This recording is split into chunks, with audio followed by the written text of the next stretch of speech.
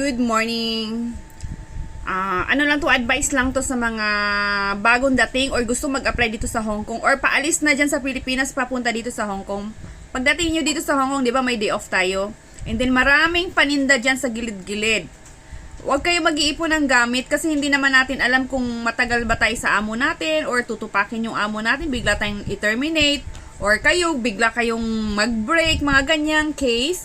Ang hirap po pag pinababa kayo on the spot pag maraming gamit. So, huwag kayo mag-ipon ng gamit kasi nga marami ako nakikitang post na on the spot, terminate, mga ganyan. Tapos, nahihirapan sila sa mga gamit nila. And alam na alam ko yan kasi danas ko yan nung na-terminate ako. 6 years ako sa amo ko.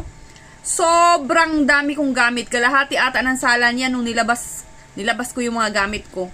So, ang dami kong gamit na iipon kasi mahilig nga ako sa event, mahilig ako sa damit, mahilig ako bumili every Sunday.